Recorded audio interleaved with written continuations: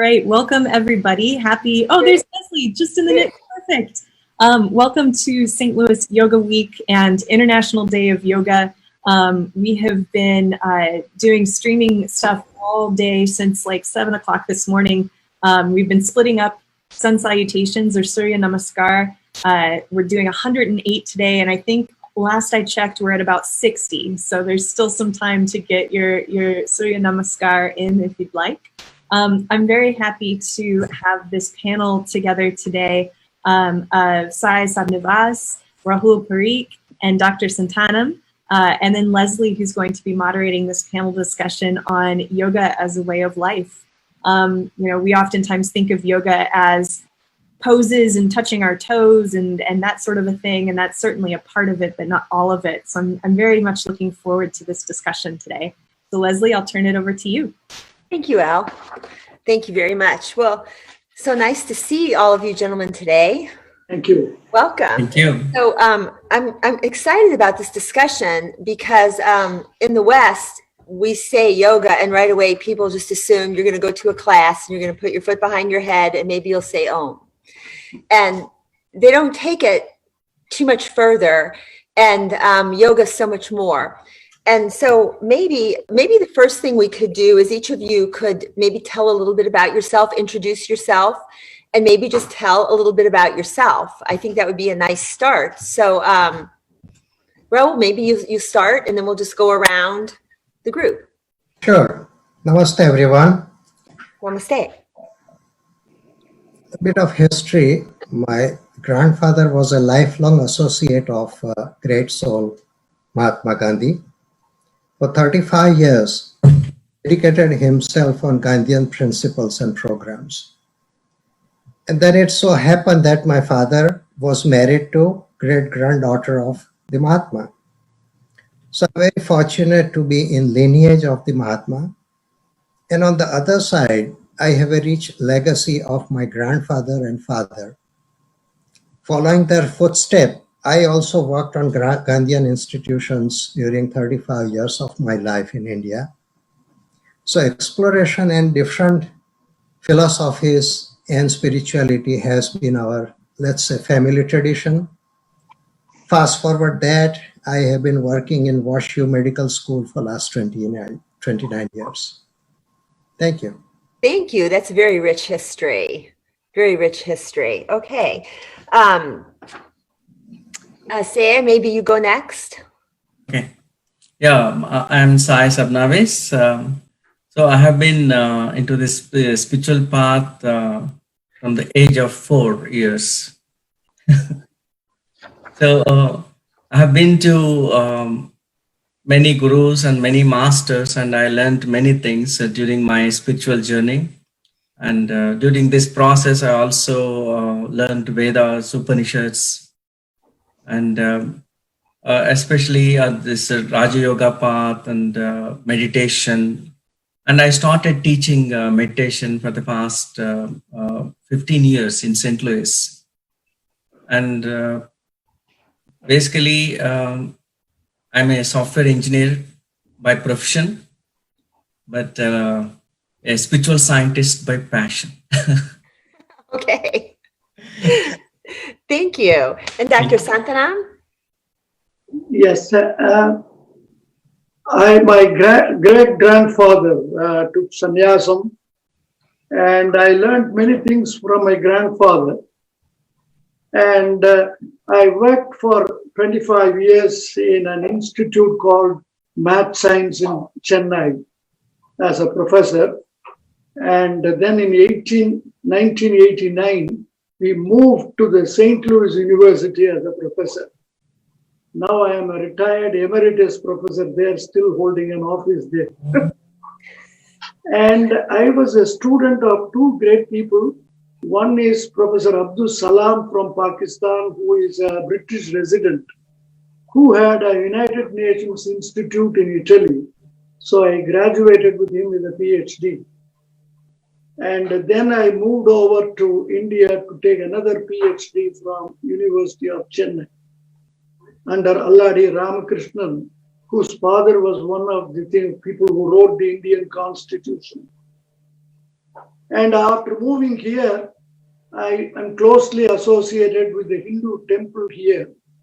I occasionally give some discourses, but my knowledge is only through books and otherwise. My great admiration is to Ramana Maharishi, and we are followers of the Paramacharya of Kanchipuram, Shankaramadam, who has written volumes about the Vedas and the normal things of Hinduism. So I follow it very closely. And my interest in Bhagavad Gita started about 30, 40 years back. We are in St. Louis for the past 31 years. And this started in Germany when I was with my family. That was in the year 1976 and 77. Since then, Bhagavad Gita has been guiding me in all my problems, and it gives me a lot of solace. One thing nice about it is there is no mention of a word of Hinduism there. It is a way of life which is accurate and logical. So I am a sincere student of Lord Krishna. I go there to the temple as much as possible, except for this last 6 months when I am almost house kept. And still we do Horatius pujas at home. My wife, Kamakshi, she is the champion in it. We do a lot of pujas and Sahasranamams at home for the sake of the society, which is now suffering a great deal. Now back to you. Well, thank you. Thank you. That's a very rich background we have here. I think we should be able to get some really wonderful information. So I think a lot of times, as we said, in the West, you say yoga, and right away, I think a lot of people, they picture exercise, but it's so much more.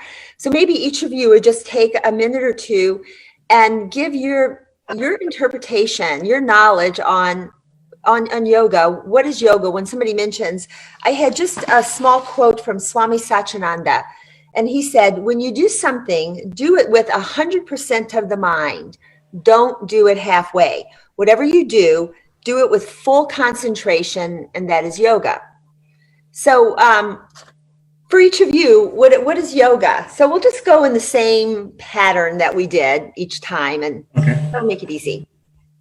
So Raul, if you want to go ahead, what is yoga? Sure. What you said is true. And if you ask 100 people, they would all have their own perception of what yoga is. And that's perfectly fine. Literally, the Sanskrit word yoga means to join. Join what? My limited individual self with the Supreme Self or the universal consciousness. Now, how do I do that? I have to expand my field of awareness. So in practical terms, yoga is to transcend our physical and mental limitations, expand our sensory perceptions so that we feel connected to the immensity of the life. It's an exploration, something to know, understand, and experience within ourselves, not just the theory or not just the philosophy. Science is for the external well-being. Yogic science is for the internal well-being. So yoga is basically a well-being of body, mind, and spirit. Physical exercises, asanas, poses, mental exercises, concentration, meditation, ultimately to reach the goal of spiritual well-being. Let's put it this way, that all what we experience is within our own consciousness, within our sensory perceptions. So philosophically speaking, yoga is nothing but the expansion of our sensory body and feeling unity and interconnectedness with the others. That's in short what yoga is. Thank you. That's great. That full awareness, just expanding upon what's in us, reaching out. Okay, say So, in my perspective, yoga is an art of living. So it's which creates a natural contentment and also a self-discipline. And yoga is beyond our concept of this union. So it takes us to the different dimensions from physical, mental, emotional, and spiritual, and beyond. So it's the reason why I said the art of living is it gives the pleasure of the physical health and happiness. At the same time, it opens up a spiritual channel in the system. So which would elevate the consciousness and expand the awareness. And when we are with the awareness, what happens is the power of now. It creates the power of now. And when we are in union with bhakti, the devotion, it's called as bhakti yoga. Mm-hmm. What happens is when body and mind are together, it is called attention. When body is present and mind is absent, it is called tension. So yoga tries to develop this attention, this expansion of awareness. So that is basically it's the art of living. That's what I wanted to say. Thank you. Thank you. Dr. Santana? Yes, Aurobindo Ghosh, he defines yoga as the skill in work, not in any work. Our body consists of three elements according to Shastras. One is the mundane one, which is called Shariram, Stula Shariram. Then the next stage is the Sukshma Shariram, which is the mind. Then there is a Karana Shariram, which is the Jnanam, Buddhi or intellect. So the intermediary one, which is the Manas or mind, is the one which shows a reality of a false reality of what exists outside. It can connect to the lower body of the Shariram, or it can take us to the intellectual one. It is an intermediary one, and yoga is to train it so you are not bonded to the body, which connects you with all attachments to the outside world.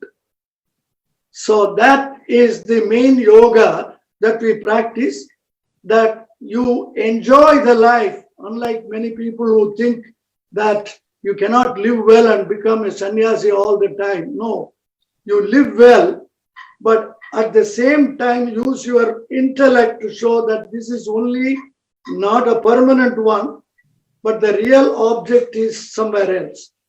So the transition, as was mentioned by my earlier expert here, is the connection between two things. One is the finite body.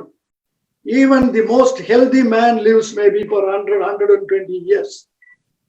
On the other hand, the Brahman, which is undefined, it is eternal, and there is no definition to it. So the transition from one to the other is what we call as yoga. And it takes a long time. There are many, many methods of doing it. One simple one is the body, because it houses this Atman inside. So you have to protect this body.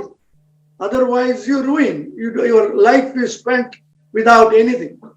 So the body is to be protected, and great Patanjali and others gave many descriptions of protect the body and increase the strength and power by yoga. Yoga means giving power to the elements. If you don't use some part of your body, then it disappears over the period. On the other hand, the infinite one on the side is not defined. So all the yogas, many yogas, one I described as Karma Yoga, then I said Sannyasa Yoga, which is gifted of few people like Christ and many others.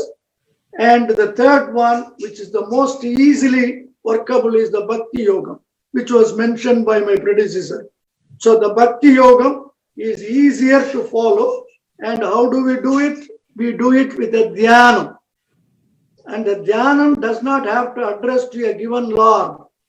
It is your choice. But what do you do in the dhyanam? Ultimately, you make a self-inquiry of yourself. Why were I born? What am I intended to do? And am I doing it right? Isn't it that we are born to keep the peace in the world and harmony in the world? How do I contribute to it? And how can I increase my power to do it? These are the things that are described in yogas. So that is my brief introduction. Well, and I think that leads really well into at this time where everything in the world is in the United States for sure is so unstable. Yoga seems very important. Certainly above and beyond just physical asana, even though they're also very important. But a really common question for people starting out, and you have to start somewhere, people have to start somewhere. And in a Western culture, they seem to start with asana practice. And when they begin to start, one of the questions that they have is yoga a religion? Am I practicing someone else's religion? Am I practicing Hindu religion? How do you answer that when somebody asks that question? Because for me, I've practiced yoga a long time, and you never want to take away from the roots of what yoga is. It's very important, from where it comes from. But how do you answer somebody that question, is yoga a religion? I'll probably try to address the question. That'd be great. I don't think yoga has anything to do with a very specific religion. It is universal. It's a conditioning of the mind to stabilize it. All frustrations, all the tensions which causes bodily and other aches, they are due to the mind. Mind creates things that we do not think they are real at all. So this discipline of the mind, make it into a steady mind. Chitta prajna, as Gita would call it. Steady mind. And that doesn't address, is not particular to any religion. And more important, the main connection of the bodily one and mind to the ultimate Atman, it has nothing to do with any particular religion. In fact, religion, if you really analyze, has come out of a thought process. And the Brahman, the one entity, is beyond the thought process. So it is universal. And so the religion does lead you. It's a ladder which disciplines you. And that could be different in different regions, depending on so many factors. However, the goal being one, I think yoga can be practiced by people of any religion, any section of the society. Thank you. Thank you. Jump in. And Go ahead, sir. yeah, okay. So in my perspective, I like to one verse in Bhagavad Gita. It's the second chapter and the 48th verse. It says, Yogastha kuru karmani sangham tyaktva dhananjaya. That is Krishna says. Yogastha kuru karmani means whatever the work you do with that infinite consciousness, the soul infused consciousness. Okay, when you are infused with the soul instead of the personality, that infinite consciousness, that energy, then everything you do will lead to a perfection. So what it says is, the infinite consciousness doesn't have any religion to it. So no one can define it. So that consciousness with which we work, infuse, then everything will become perfect. Not only that, he says Sangam Tyaktva. That means non-attachment. You should not expect any results out of your action. But keep doing with the divine consciousness, infused consciousness, with the soul, complete concentration, that focus, the steadfastness, the steadiness. So it doesn't have any religion. That's what he says. Thank you. Thank you. Rahul, do you like to add to that? A couple of points. As we saw, it's a science, philosophy, and practices. It has nothing to do with religion or Hinduism or any other tradition. Now, it is true that Adi Yogi, Lord Shiva, is considered to be the first who developed the yogic science thousands of years ago. Its origin is in India. That's all. It's like saying that, if a medicine or a treatment works for me, but if it was developed somewhere else in the world, should I reject it? Do I become Italian if I eat pizza, or a Mexican if I like tacos? It's something like that, I think we should be more interested in the benefit than the origin. Thank you. More interested in the fragrance of the incense stick or a candle than the stick itself. Yes. It's like going beyond our normal perception. And also, Leslie, there is a deeper psychological meaning behind it, that our intellect function according to the identity we assume. If I am identified with one ideology or one belief, my intellect try to serve that only. It's very hard for me to see or accept anything beyond that ideology or that belief. Thank you. Oh, thank you. Those were all wonderful. And I think that is really good information for a lot of people who don't really understand. They wonder. And it kind of leads into my next question that people also wonder. And I think there's a very important difference between yoga and exercise. I think, you get yoga asana and exercise. You can, you're going to get movement. You're going to take care of your body, like Dr. Sanathan said, but it's not the same thing. Would you care to kind of talk about that a little bit? The difference between going to a yoga class and just going to an exercise class. Anybody want to start? Yeah, I can take. Thank you. Okay. So the main difference between the exercise and the yoga practice is how you regulate your prana, the life force. Because exercise is just a mechanical process, it doesn't involve any kind of breathing process like the prana, how to regulate prana, how to see breath is different from the prana, the life force. Yes. So breath is just a vehicle where it carries the prana into your system. And along with the breath, along with the life force, it also brings in that oxygen. So the life force is the foundation of any life. If there is no prana, then no life. Comes what's a corpse? So people call it as, if you have a prana life force, you call it as a Shiva. If you don't have the pranic force, you call him as a Seva. So your yoga practice really is your foundation, yoga as life. It's you need that yoga practice to have yoga as part of your life, Part of your life. Yoga lifestyle. Yes, yoga lifestyle. Exactly. Anybody have anything you want to add to that? I just wanted to add, maybe it's just repetition. Exercise is mostly to do with the body, but yoga is much more. It's more universal. It addresses to the mind. And as was rightly pointed out, the yoga, which is advised in Gita, for instance, is detachment. And Shiva, in the symbolic sense, stands for detachment. And detachment means no bondage.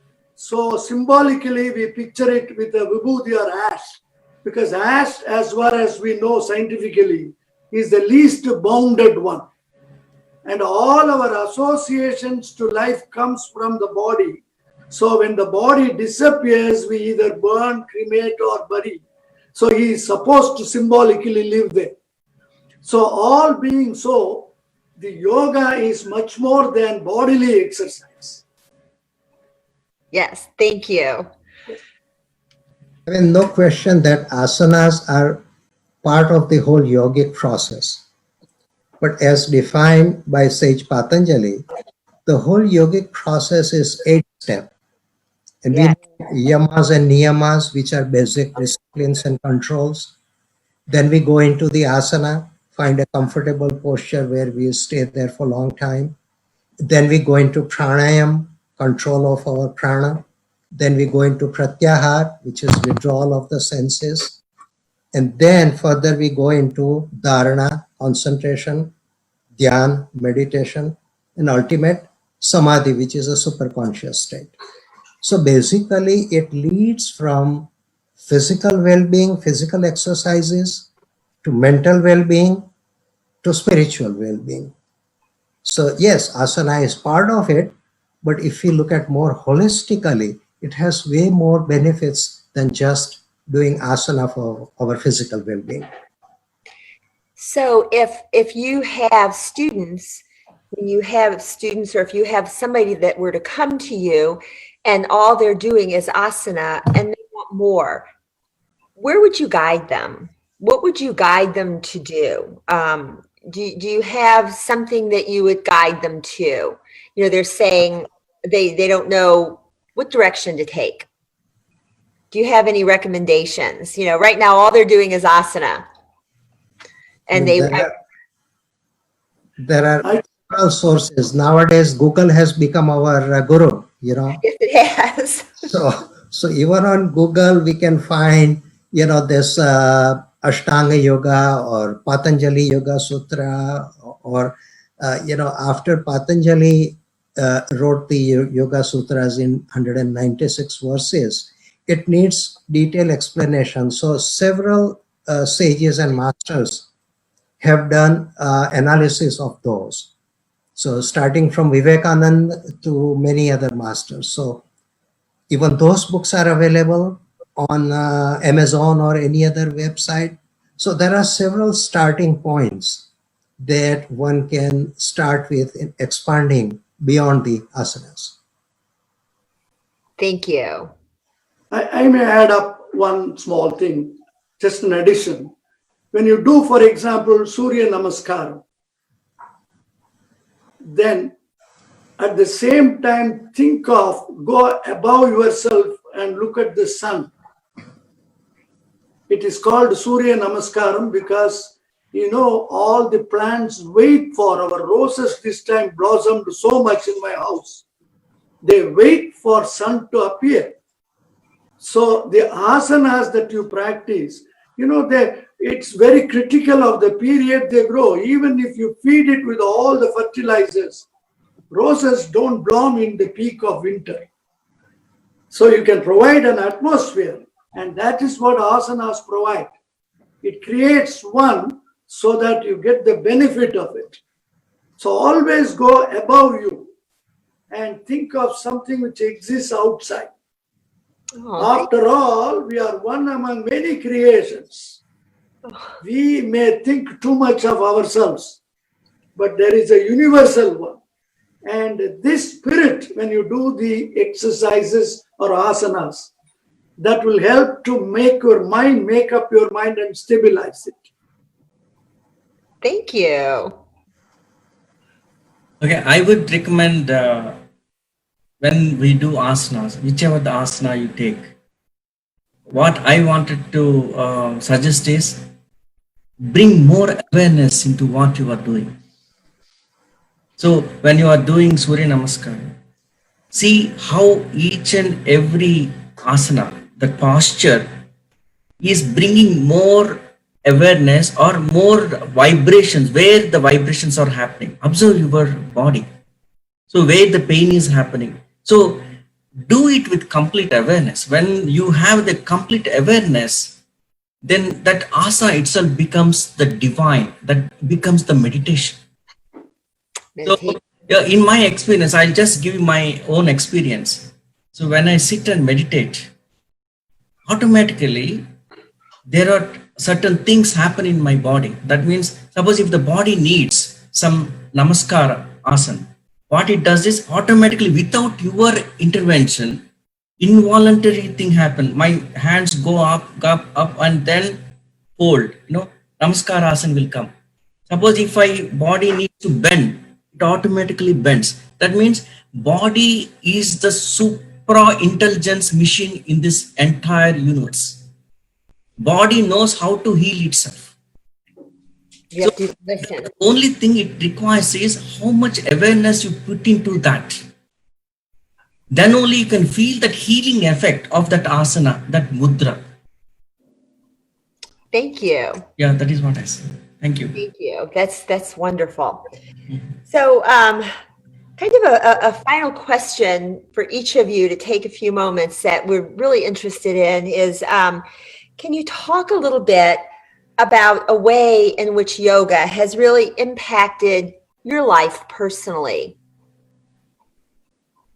If you think about it for a moment, and anybody that would like to start, but a way that yoga has been really important in your life and impacted your life that you'd like to share with us.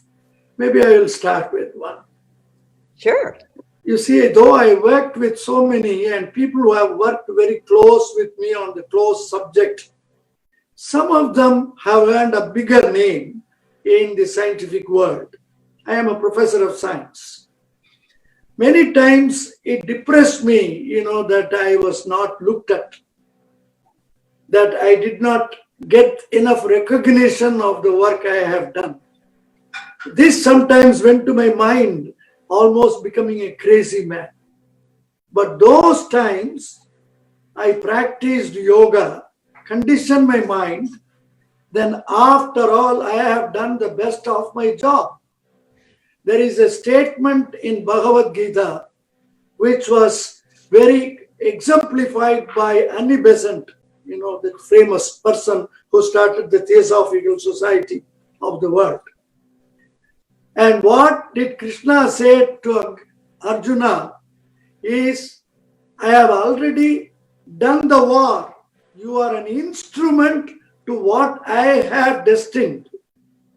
You had the honor to be, you are honored to be an instrument. The ultimate result is I would have done it even without you. But you being an instrument because you are gifted, you are my friend and you worship me.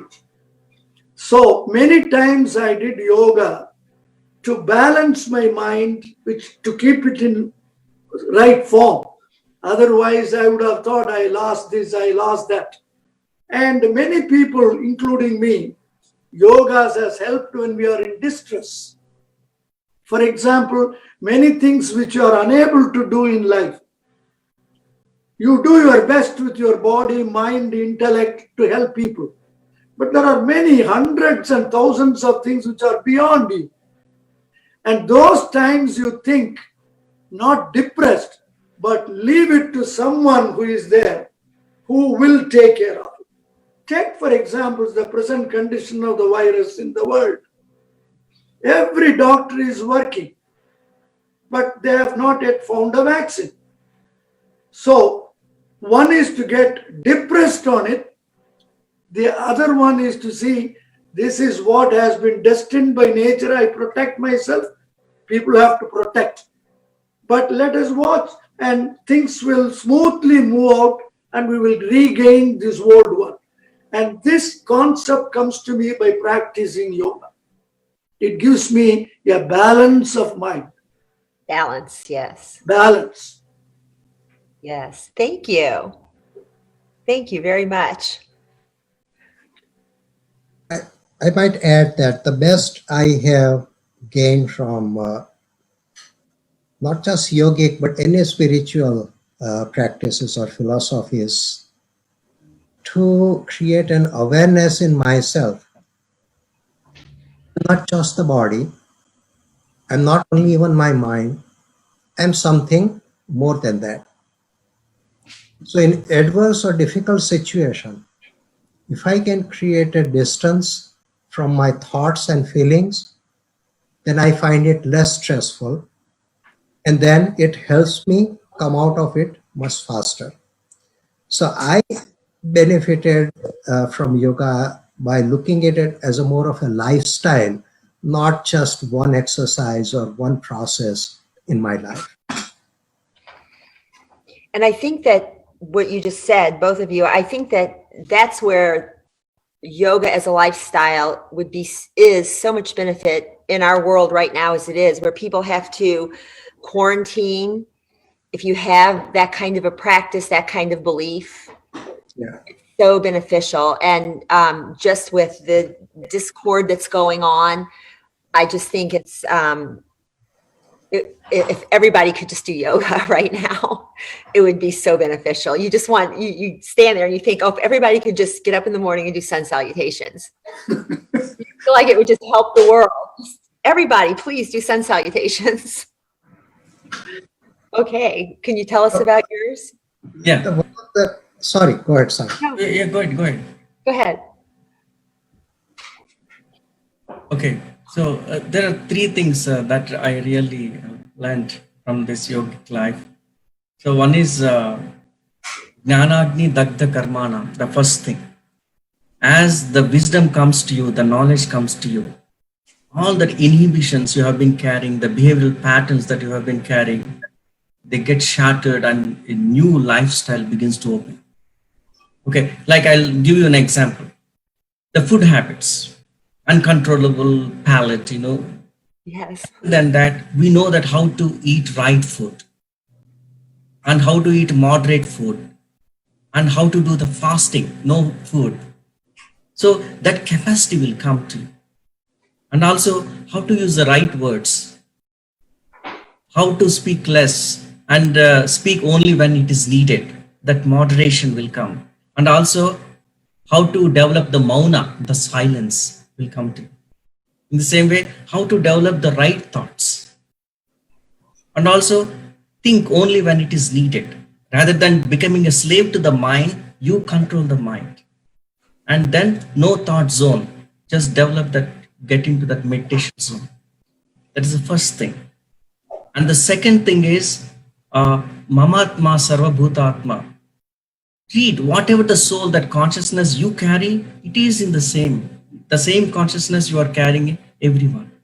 Like a balloon. It is not outside of the balloon that takes it up. It is inside of the balloon that takes it.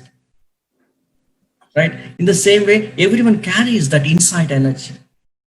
So you respect, love others, show compassion, kindness to others. And the third thing is very important. Ignardam Kuru Karmani. Always serve others, pray for others.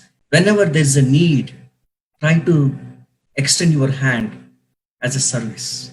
So this is, as you said, yoga is a lifestyle. So this improves your perception and also develops you as a human being. That is wonderful. Thank you all. Al, if you are there, are there questions? I don't know if there was any questions that anybody had. I'm not seeing anything posted. A question that I would have is what advice would you have for somebody who has been going to a yoga studio, sort of a typical Western yoga space? What advice would you have for them if they're really interested in diving in beyond that in their practice? What's next? And I would encourage them to live like a yoga way. The reason, I'll tell you an example. Suppose if you want to eat food, all 8 limbs of yoga come into picture.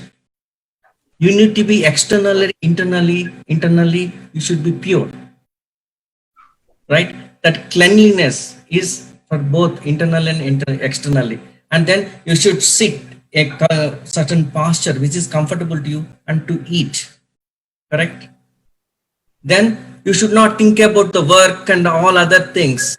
So pratyahara, you need to take everything into internalize, like inward, and focus on what you are eating. Rather than people watch TV, think about something, do something and eat. So that is not a yoga style. So like that, jhana, like when you eat, you should have a dharana, that focus, attention and everything.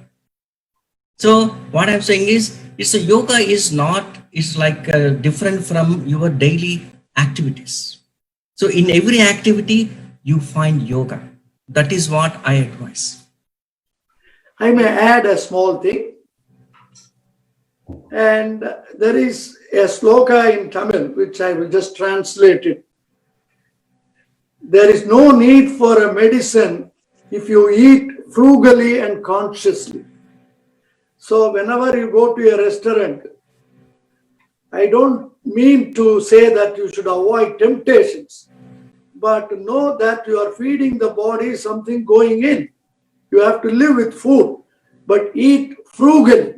And as was rightly said by my predecessor, so you have to apply caution in cleaning yourself, even in the food habits. That is the simple, not advice, but suggestion I have. Thank you.